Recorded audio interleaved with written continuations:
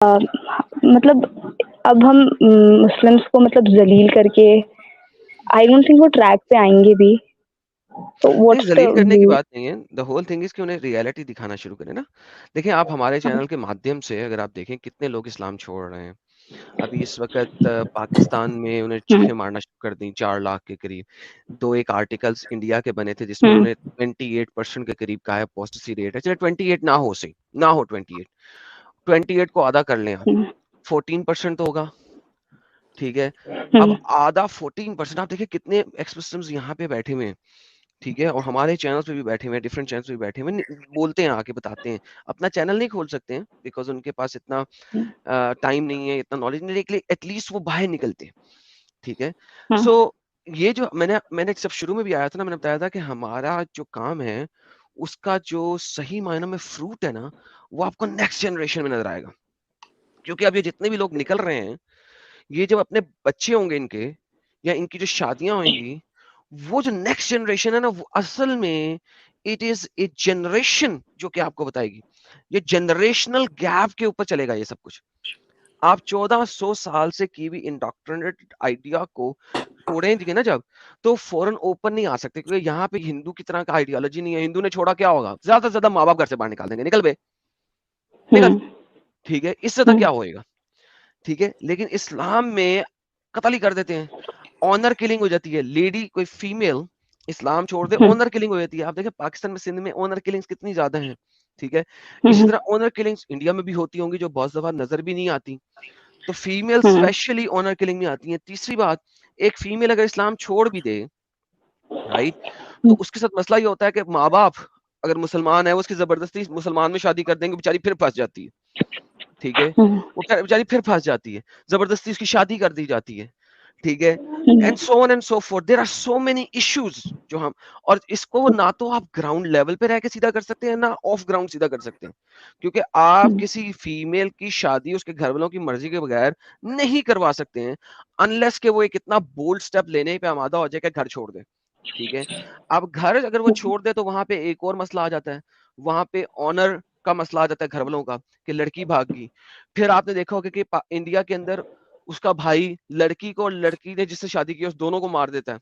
इस टाइप के वाकयात भी हुँ, आपने देखे हुए हैं and so on and so fourth. तो मेरी बहन बात ये है कि ये एक लॉन्ग टर्म गेम है।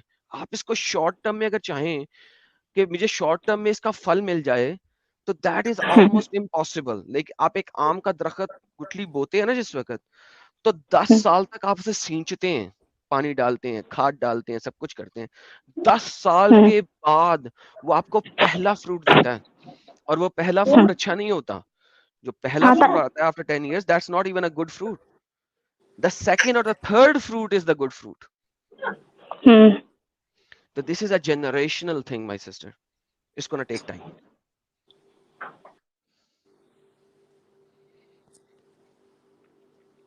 जी तो अनुषा जी। सर जैसे आप हाँ जी, तो जैसे आप पाकिस्तान से हैं सर, तो जी इज़ इट पॉसिबल मतलब जितने मेरे पाकिस्तानी फ्रेंड्स वगैरह हैं, तो काफ़ी सारे सेक्युलर लिबरल टाइप बनते हैं।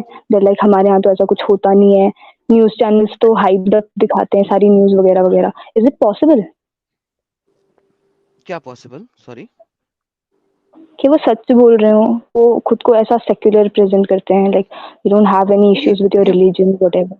देखिए बहुत सारे लोग वाकई में सेक्युलर भी हुँ, हैं पाकिस्तान के अंदर, ठीक है? हुँ, और वह इस्लाम को ऑलमोस्ट छोड़ चुके हैं, लेकिन पाकिस्तान में रहते हुए अपने आप को एक्सक्लूसिव शो नहीं कर सकते ना, तो बहुत सारे हैं भी।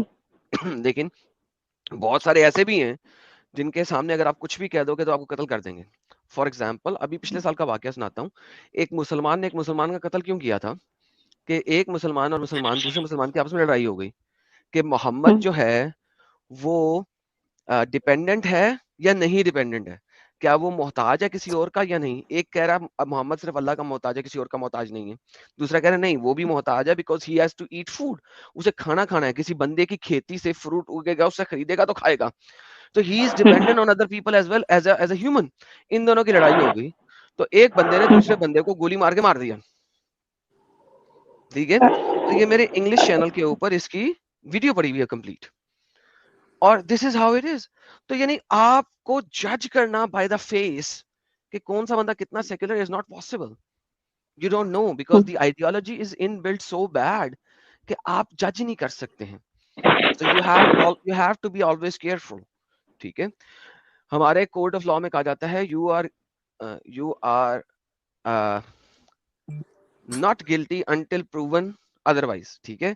लेकिन इस्लाम में यह है कि he is proven guilty. क्यों proven guilty? क्योंकि उसका कुरान हदीस जिसको मानता है वो उसने उसको गिल्टी बना दिया हुआ है.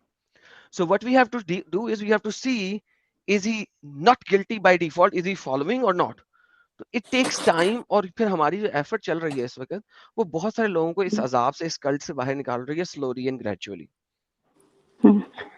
और उनका मोनोथीज्म वाला बहुत बार पॉइंट देते हैं सर, जितने मेरे फ्रेंड्स हैं. That is nothing. वो मैंने आपको वो तो आपने देखा होगा, मैंने बहुत दफा कहा है कि अल्लाह मोनोथिस्टिक हो या ना हो, it doesn't make any difference. क्यों? Because it has nothing to do with उसने टीचिंग क्या की है. उसका कोई ताल्लुक नहीं है मोनोथिज्म या नॉन मोनोथिज्म से. हम जब टीचिंग की बात करते हैं ना तो उसका ताल्लुक नहीं है किसी और चीज से. और अगर मोनोथीस्ट हैं भी तो फिर इतने फिरके क्यों हैं सर? कोई कुछ मानता है, कोई कुछ मानता है. देखिए वो एक सेपरेट चीज है. वो अंदर से आइडियोलॉजिकल डिफरेंसेस आते हैं, वो एक सेपरेट चीज है. लेकिन इन एसेंस अगर आप देखें तो मोनोथिस्टिक होने का मैंने कभी उसके ऊपर बेसिक स्ट्रीम्स भी नहीं बनाई. सिर्फ एक ही दफा बनाई थी क्योंकि बार बार लोग कह रहे थे, तो मैंने एक स्ट्रीम बनाई थी दिसंबर में. अगर आप देखें तो मेरी एक प्लेलिस्ट है मेरे चैनल पे, उसको आप देख लें, आपको पता लग जाएगा कि इस्लामिक मोनोथिज्म में कितनी बड़ी प्रॉब्लम इश्यूज हैं. Otherwise it's all good. Like मुझे मोनोथिज्म पे इतना मसला नहीं है, उस मोनोथिस्टिक गॉड की आइडियोलॉजी पे मसला. आप एक पे यकीन रख लें, अगर उसकी आइडियोलॉजी में मसला है तो I will have a fight with you. You understand what I am saying? हाँ सर. चलिए, thank you ji, thank you दीदी. आप आई बहना, आई डोंट नो, दीदी कह दिया गलती से, आई एम सो सॉरी. तो बहना जी बहुत बहुत शुक्रिया आपने ज्वाइन किया, अप्रिशिएट इट. अच्छा जी, थैंक यू जी.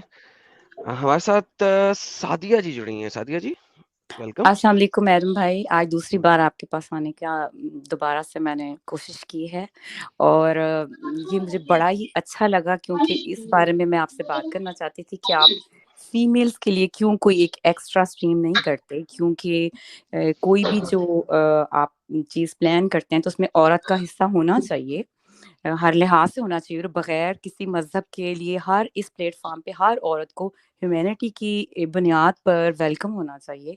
तो मुझे बहुत अच्छा लगा कि आज आपने ये प्लान किया प्रोग्राम और इसमें जस्ट फीमेल को यहाँ इनवाइट किया.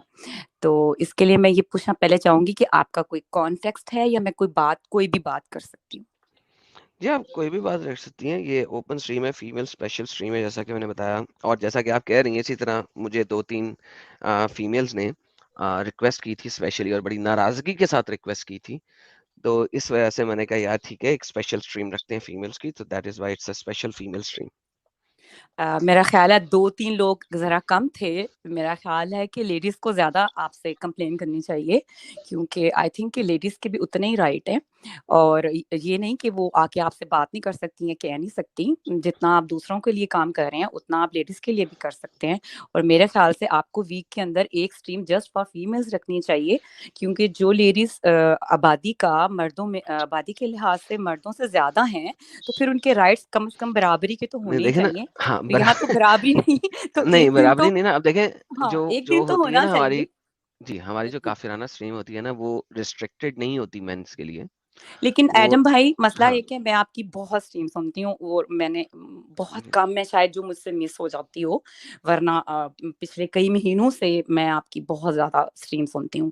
तो लेकिन बात ये है, मैंने इसी टॉपिक पे आपसे बात करनी थी, आपको ईमेल लिखनी थी, लेकिन आज आपने ये काम करके मुझे बड़ा खुश किया तो मैंने सोचा फिर मैं लाइव ही जाके बात कर लेती हूँ. बात ये है कि जो जहाँ बंदे आते हैं, आप माइंड ना करें इस चीज़ को क्योंकि जो बंदों की लैंग्वेज है वो सम टाइम अजीब सी हो जाती है कि वहाँ एक लेडीज खुद को इतना कंफर्टेबल फील नहीं करती कि वो आके बात करें। वो उनको थोड़ा अजीब लगेगा कि वो आ रही हैं, बंदे उनकी बिल्कुल बातों का स्टाइल, लैंग्वेज और उनका बात को बयान करने का तरीका लेडीज से मुख्तलिफ होता है। और मेरे ख्याल से यही वो एक बड़ी वजह थी कि जितने भी एक्स मुस्लिम्स के प्लेटफॉर्म हैं, मैंने सबको देखा है और सबके पास सबसे कम जो तादाद है वो लेडीज की है। हालांकि ऐसा नहीं होना चाहिए, उसकी 2-3 वजूहात बता देती हूँ। औरत बच्चे पाल रही है, औरत घर चला रही है, औरत नस्ल पाल रही है। तो अगर एक औरत के लिए प्लेटफॉर्म नहीं है जहां वो जाके अपने, अगर वो खुद उसको मजहब से रिलेटेड क्वेश्चन है, कल्चर से रिलेटेड मसले हैं, तो वो किसी थर्ड बंदे से या किसी प्लेटफॉर्म पे जाके बात करे। और हो सकता है उसके शोहर से उसको इजाजत ना हो, उसके उसके घर में माँ बाप से उसको इजाजत ना हो। तो आज 2023 में अगर एक चीज चल रही है, तो मेरा ख्याल है इससे बड़ा बेनिफिट औरत के लिए और कोई हो नहीं सकता। और ह्यूमैनिटी लेवल पे औरत का ये राइट है जो नस्लों को पैदा कर रही है और उससे इंसानियत आगे चल रही है। और उसके पास राइट्स नहीं है, आज के दौर में भी राइट्स नहीं है, चाहे कोई भी मजहब, सोसाइटी, कोई भी रंग नस्ल। मैं वेस्ट में रहती हूँ, वेस्ट में अभी तक इस चीज के ऊपर फाइट हो रही है। ये तो नहीं कि यहाँ सबको बड़े राइट्स मिल गए हैं कंपेयर टू अदर्स, हैं बिल्कुल हैं, लेकिन इसका ये मतलब नहीं है कि हमारे यहाँ अब सब कुछ फिलफिल हो गया, अब हम बड़े आराम से बैठे हैं इधर और हम कुछ भी नहीं कर रहे। नहीं, ऐसा बिल्कुल नहीं है।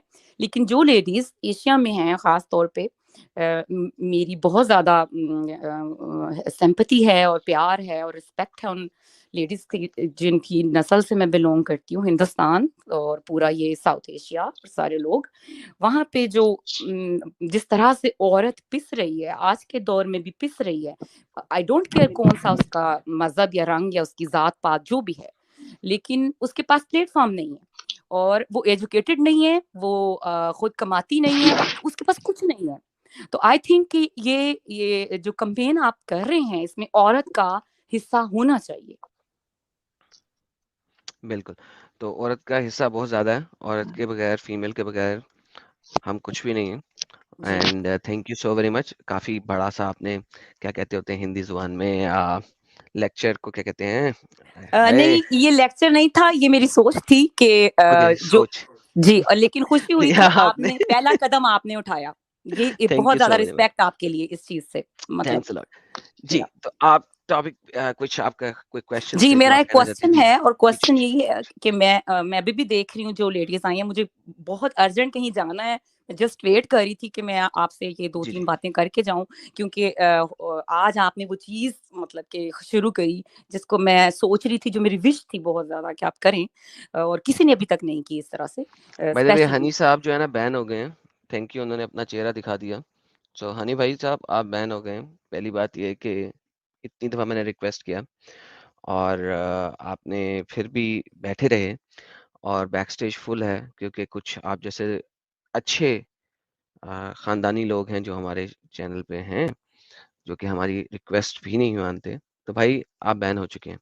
जी सिस्टर क्वेश्चन, क्योंकि आप भी जल्दी में हैं तो लेट्स आस्क द क्वेश्चन ताकि फिर हम बाकी देवियों को भी नहीं, मौका मैं दें। आज के इस प्लेटफॉर्म से पहले तो उम्मीद करूंगी कि आप इसको जारी रखेंगे आपसे, जस्ट एडम भाई से। जी, और उसके लिए आपको जैसा भी, जिस तरह का भी हम लोगों से कुछ चाहिए हो तो हम करने के लिए तैयार हैं। और मैं आपके ही प्लेटफॉर्म से पूरे हिंदुस्तान, पाकिस्तान और इस पूरे रीजन की लेडीज से रिक्वेस्ट करती हूँ कि वो आएं और अपने लिए बात करें और इस प्लेटफॉर्म को अपने लिए इस्तेमाल करें।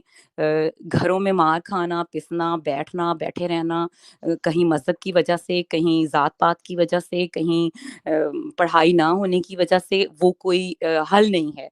हम जिस दौर में हैं, हमें इसके लिए हल करना है और इंसान ज अपने लिए खुद स्ट्रगल करता है। तो आप लोग प्लीज़, अगर आप समझती हैं कि आप ह्यूमन हैं और आप बिल्कुल ह्यूमन हैं, आपके पास भी उतने ही राइट हैं, बल्कि मेरे ख्याल से ज़्यादा राइट हैं। आप एक नस्ल को चलाती हैं, तो अपने राइट्स को पहचानें, बल्कि अपने आप को इंसानी बुनियादों पर देखें कि हमारे पास क्या इंसानी हकूक हैं या नहीं हैं।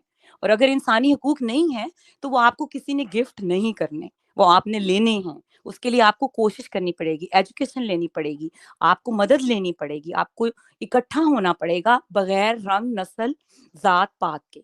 ये मैं बस कहना चाहूंगी कि एडम भाई की इस जो उन्होंने आज एक नया कदम उठाया है उसको कामयाब करें और इसको नेमत समझें कि आपको एक प्लेटफॉर्म मिला है, कोई आपको बुला रहा है, कोई आपसे बात करना चाहता है, तो प्लीज पूरा हिंदुस्तान पाकिस्तान आप लोग आए, आप बात करें आके। अगर आपके एडम भाई के साथ कोई जाती इख्तलाफ या नजरियाती बुनियादों पर भी हैं तो प्लीज उसे साइड पे रखें, किसी इंसान के एक अच्छे कदम को अप्रिशिएट करना सीखें। वेस्ट में रंग नस्ल की बुनियाद पे इंसान की कदर नहीं है, उसके एक्शन की बुनियाद पर जो वो कर रहा होता है उसकी बुनियाद पर उसकी रिस्पेक्ट होती है। तो आप एडम भाई को इतनी रिस्पेक्ट तो दें कि उन्होंने आपके लिए सोचा जो कि लोग नहीं सोच रहे। और अगर आपके कोई भी इख्तलाफात हैं तो प्लीज उन्हें साइड पे रख के इस प्लेटफॉर्म को ज्वाइन करें और बल्कि आके एडम भाई को बताएं कि आप लोगों के क्या इश्यूज हैं, आपके क्या मसले हैं, आप लोगों को किस तरह की मदद चाहिए, आप क्या सुनना चाहती हैं, आप किस तरह के प्रोग्राम चाहिए। तो ये मैं पूरी जो लेडीज हैं आपके इस प्लेटफॉर्म के थ्रू उनको ये मैसेज देना चाहती हूँ। Thank you so very much, बहुत बहुत शुक्रिया, अप्रिशिएट इट। चलें ठीक है एडम भाई, फिर बात होगी, मुझे कहीं जाना है बहुत जरूरी। All right, thank you, okay bye, thanks lot, okay bye bye. Take care. हमारे साथ दीपा जी जुड़ी हैं। दीपा जी, माइक आपका हुआ। सभी को नमस्कार। जी नमस्ते। आपकी आवाज हेलो, मेरी बहुत आवाज दूर से आ रही है, एक सेकंड जरा मैं देखता हूँ अगर मैं आपकी सेटिंग यहाँ से खुद बढ़ा सकूं। जी बोलिए प्लीज। एडम भाई, मेरी तबीयत अभी थोड़ी खराब है और मैं काफी टाइम से वेट कर रही थी, but thank you so very much, आपने मुझे ऐड किया। जी मैं वेलकम सिर्फ वेलकम। दो चीजें कहना चाहती हूँ एडम भाई। जी जी। अभी कुछ दिन पहले मैंने देखा समीर भाई पे अटैक हुआ था और अभी वो बेघर है, जैसे उन्होंने मैसेज डाला था। और सचवाला जी के साथ भी काफी अभी तकलीफ हो रही है। तो मैं आपसे सिर्फ इतना रिक्वेस्ट करना चाहती हूँ कि आपकी सारी कम्युनिटी मिल के उनको हेल्प करें और जितना हो सके उन्हें प्रोटेक्शन देने का प्रयास करें। मैं बहुत ज्यादा चिंतित हो गई थी बीच में, क्योंकि मैं जानती हूँ आप लोग जो काम कर रहे हैं वो कितना जरूरी है, कितना इम्पोर्टेंट है। और बस इतना ही चाहती हूँ कि ये काम आप हमेशा करते रहे। मैं बहुत दिल से आप सभी लोगों को, जितने भी एक्सेस ले इसमें जुड़े हुए हैं, सभी को मैं दिल से धन्यवाद देती हूँ। एक छोटा सा इंसिडेंट बताना चाहूंगी। मैं जी अभी जी। कुछ दिन पहले ही जुड़ी आप लोग के साथ, आप लोग की वीडियो देख रही हूँ। तो एक किस्सा आपने बताया था, मतलब हदीसों से ही, कि महिला की क्या, मतलब उनका क्या लेवल है कुरान में। बहुत ही गंदा सा वो वाक्य आपने बताया था कि मतलब अगर खून सॉरी, घाव से अगर पीप भी निकले और उसे वो चाट लेगी, ऐसा कुछ था, तभी जी शायद उसकी वैल्यू नहीं बढ़ेगी। जी, ये तफसीर के अंदर लिखा हुआ है, कुरान चैप्टर नंबर 4 की आयत नंबर 34 के अंदर, दुर जी मंसूर के अंदर ये वाले सारे रेफरेंसेस मौजूद हैं। तो किसी ने मोहम्मद से पूछा कि मैंने अपने खामन का हक कब और कैसे अदा किया। तो उसने पूछा कि अगर उसके जिस्म पे पस निकल रही हो, छाले पड़े हों, और तुम उसके पस को लुकमा बना के खा भी जाओ और उसकी पीप को और नाक से निकलते हुए खून को पी भी जाओ, तो भी तुमने अपने खावंद का हक अदा नहीं किया। तो उस लड़की ने बोला एग्जैक्टली। कि फिर मैं आज के बाद कभी शादी करूंगी ही नहीं। हाँ और जी। दो चार और वाकयात भी हैं इसी रेफरेंस के साथ, जिनमें लास्ट लाइन नहीं है, जिसमें लास्ट लाइन ये नहीं है कि उसने कहा कि मैंने कभी शादी करूंगी ही नहीं, लेकिन ये मल्टीपल लोकेशंस पे लिखा हुआ है। और इट्स अ वेरी वेरी यानी पुराना आए थे तो आप उन्हें कुछ मुताजिला और असना शरिया के बारे में बता रहे थे, हालांकि वो उन्होंने आपकी बात को कंप्लीट नहीं होने दिया। और मैं इसलिए ये सब पूछ रही हूँ क्योंकि अ, इंडिया में हम जैसे जुडिशरी का एग्जाम देते हैं तो उसमें मुस्लिम लॉ पढ़ाया जाता है। तो उसमें मुताजिला को नहीं, वो लॉ मतलब नहीं है, वो लॉ नहीं है, हाँ पहले मतलब। आपको तो सा बता दूं। वो एक जी। मूवमेंट है, एक आप कह लें कि एक आइडियोलॉजी आई, जिस तरह हाँ मुतजिलाइट्स, तो उसे मुतजिलाइट्स कहते हैं, लोग आए जो एक खास आइडियोलॉजी के साथ आए, जो कह रहे थे कि हमने लॉजिक के ऊपर ही हर चीज को परखना है। जी। ठीक है, तो ये मुतजिलाइट्स मूवमेंट थी। सो मुतजिलाइट्स मूवमेंट लॉजिक नहीं, वो कहते थे लॉजिक को भी लेना और पढ़ाई को भी लेना, बीच की मूवमेंट थी। सॉरी, सबसे पहले आए थे अशरीज आए थे। फिर अतरीज जी आए थे। ये दोनों एक दूसरे के एग्जैक्ट ऑपोजिट थे। एक कहते फिलोसॉफिकली इस्लाम को समझना है और परखना है, और एक कह रहे थे कि नहीं, फिलॉसफी को बिल्कुल भी नहीं लेना। फिर एक मुतज़िलाइट्स आए थे कि उन्होंने कहा था कुछ जगह पे फिलॉसफी और कुछ जगह पे फिलॉसफी नहीं, और हर चीज को फलसफे के जरिए नहीं लेना। जिस तरह अगर आप देखें कि इमाम तैमिया साहब ने तो सिंपल कह दिया था ना कि भाईजान, अगर आप फलसफे के ऊपर जाएंगे तो फलसफा आपको लॉजिक की तरफ लेके जाएगा, और लॉजिक आपको इल्हाद की तरफ ले जाएगी, यानी कि आपको अपोस्टेट कर देगी, आपको एथियस्ट बना देगी। तो इस्लाम के अंदर प्रॉब्लम ये है कि लॉजिक को जब भी आप परखेंगे ना लॉजिक पे, तो भाई आपको जी इस्लाम छोड़ना पड़ जाएगा, क्योंकि लॉजिक पे बैठेगा नहीं। सो दिस इज जी द जी रीजन कि ये डिफरेंट किस्म की मूवमेंट्स चली थी, और उन मूवमेंट्स जी की बेस के ऊपर जो है डिफरेंट आइडियोलॉजीज चली थी। So all of the ideologies and this movements जो है ना, वो इस्लाम के हिस्ट्री में आती रही है। तो ये शरिया नहीं है, ठीक है, ये सिर्फ एक मूवमेंट है कि how to understand the Quran and अहादीस। हाँ, ये मतलब वही आपने कहा ना, ये एक टाइप से स्कूल ऑफ थॉट था मतलब। लेकिन इंडिया में ये किताबों में पढ़ाते हैं कि इसकी ना ये 3 ब्रांचेस हैं मुस्लिम की, जैसे सुन्नी, शिया है, ऐसा मुताजिला है। और इसमें जो है ये सिर्फ एक ही शादी करते हैं, लेकिन इंडिया में ये है नहीं फिलहाल। इंडिया में, पाकिस्तान में ये मिलते नहीं है। और जो आपने अभी बताया अशरा, उसको तो ये शिया की ब्रांच करके पढ़ाते हैं। मतलब इतना ज़्यादा कोई कोर्स में है नहीं, लेकिन मैंने मुस्लिम लॉ की किताब जैसे खरीदी और उसमें पढ़ा स्टार्टिंग में थोड़ा, तो उसमें ये अशरा को शिया की ब्रांच करके पढ़ाते हैं। आशरीज, नॉट अशराज, लेकिन आशरीज चले, कोई मसला नहीं है हाँ, उसको। आई डोंट नो कि वो टर्मिनोलॉजी आप किस तरह से ले रही हैं।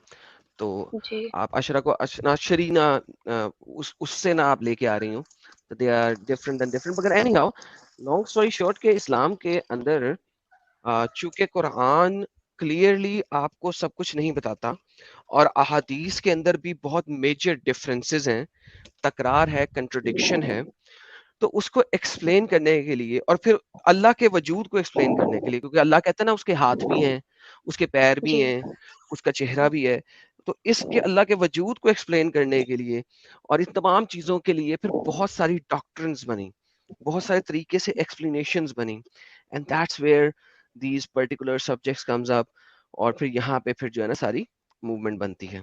तो ये इस तरीके से है। जी। और एक चीज़ ये है कि जैसे कोई लेडी जो पैदाइशी मुस्लिम नहीं है और वो शादी के लिए इस्लाम अपना लेती है, लेकिन अगर वो वापस से इस्लाम छोड़ दे शादी के बाद, तो उसकी शादी अपने आप खत्म हो जाती है, हस्बैंड को ज़रूरत नहीं होती तलाक देने की? बिल्कुल खत्म हो जाती है। अगर वो क्रिश्चियन या यहूदी हो जाए तो खत्म नहीं होती, लेकिन अगर वो हिंदू अच्छा। या एथियस्ट या एग्नोस्टिक हो जाए तो खत्म हो जाती है। अच्छा, अच्छा। और इसमें एक और चीज़ मुझे पूछनी थी कि ऐसा बोलते हैं कि जब ये पिछली सदी में पूरा कंसोलिडेशन हो रहा था मुस्लिम लॉ का, ख़ास तौर पे इंडिया में, तो उसमें ये था कि जो शाफ़ई और अशरिया, अथना, पता नहीं क्या है ये, इसमें मुस्लिम लेडी को ना जो हस्बैंड था उसकी इच्छा के विरुद्ध भी मतलब जुडिशियल सेपरेशन मिल मिल जाता था, उसको राइट था पहले। तो ये क्या बात सही है? अच्छा, एक तो आप इंडिया के लॉ की बात कर रही हैं। अच्छा, before I go there, nomad 77 ने 5 मेंबरशिप्स गिफ्ट की हैं। तो nomad 77, thank you so very much, और जिन जिन को मिली है थैंक यू उनकी तरफ से भी। और हाँ, देखिए, इंडिया की कॉन्स्टिट्यूशन के अंदर शरिया ऐड करना एक सेपरेट चीज़ है, लेकिन शरिया तो बन चुका हुआ है मोहम्मद के ज़माने में, और उमर ने जी, इसको अपनाया और चलाया, पैक्ट ऑफ उमर बनाया। उसके बाद आपके पास 4 अ, जो मदाहिब ऑफ इस्लाम है, वो 4 शरिया की बेस के ऊपर ही हैं। अगर आप देखें तो फिक निकलती है, और फिक की बेस के ऊपर शरा बनती है। शरा कहते हैं कानून को, फिक कहते हैं जब आप इस्लाम और हदीस को अंडरस्टैंड करते हैं और किस तरीके से अंडरस्टैंड करना है। तो शाफी, हम्बली, मालिकी जो हैं, ये सारे उनकी फ़िक़्ह की किताबों के ऊपर जो शरह है उसके ऊपर लिखा गया है। अच्छा, इंडिया के अंदर जो मेजरली शरिया को एक्सप्लेन किया गया था, जो कि लिखा था, वो आपका था क्या कहते हैं शरीयत उसको? एक्ट आई गेस, नहीं, सॉरी। एक्ट इज़ एक्ट जो होता हाँ, है वो ना वो, हाँ, जी, हाँ, जो एक्ट होता है ना उसी को समझे। एक्ट आपका नॉन इस्लामिक है, यानी वो नॉन इस्लामिक है। फतावा आलमगीरी, आलमगीर ने अच्छा, 400 से ज़ायद मुसलमान स्कॉलर्स पकड़े, कहां से? ईरान, सऊदी अरेबिया और अफगानिस्तान से, ठीक है, जी, और मिस्र से। उसके जरिए उन्होंने फतावा आलमगीरी लिखवाया इंडिया की आबो हवा को देखते हुए, जी, ठीक है। तो ये वो इस्लामिक कानून है, ये वो शरिया है जो कि इंडिया में चला है। जब तक इंडिया में मुसलमानों का किसी किसी एरियाज तक राज रहा है, ठीक है, मुसलमान 100% इंडिया को तो कभी भी कब्जा नहीं कर सके, लेकिन कुछ ना कुछ जी, एरियाज पे उन्होंने राज किया है, ठीक है। कुछ हमेशा कब्जा क्यों नहीं कर सके? क्योंकि इंडिया कभी भी सेंट्रलाइज गवर्नमेंट के अंदर नहीं था। कहा यह जाता था दिल्ली पे जिसने कब्जा कर लिया उसने तकरीबन पूरे इंडिया पे कब्जा कर लिया, लेकिन इट इज नॉट ट्रू, ठीक है। हाँ, वो दिल्ली, नॉर्थ इंडिया टाइप ही था। हाँ, तो इस वजह से जो जो फतावा आलमगीरी है ना, अगर आप उसको पढ़ें तो आपको पता लगेगा कि ये किस किस्म का कानून यहाँ पे ला रहे थे। बच गए हैं आप लोग, इसको किसी एरिया में जी, अपनाया भी गया है, लेकिन फिर भी बच गए हैं आप लोग। अच्छा, आज मुसलमान फतावा आलमगीरी को क्यों नहीं मानते? क्योंकि इतना जलील और कुत्ते किस्म का लॉ है वो, कि अगर वो आज इसको कह देना ये इस्लामिक है तो वो मर जाएंगे। जी, लिहाजा जी, ये प्रॉब्लम है। लिहाजा हमें कहते जी फतावा आलमगीरी, नहीं नहीं इसको साबित करो कुरान हदीस से। यार तुम्हारे उलमा ने 400 से ज्यादा उलमा ने इसको लिखा है, मुझे साबित करने की जरूरत है? तुम्हें साबित करने की जरूरत है कि ये उन्होंने गलत लिखा है। मेरा काम नहीं है जी। ये, तुम्हारा काम है साबित करना कि गलत लिखा है। By the way, before I go to your next question, देसी दारू जी हैं, उन्होंने 10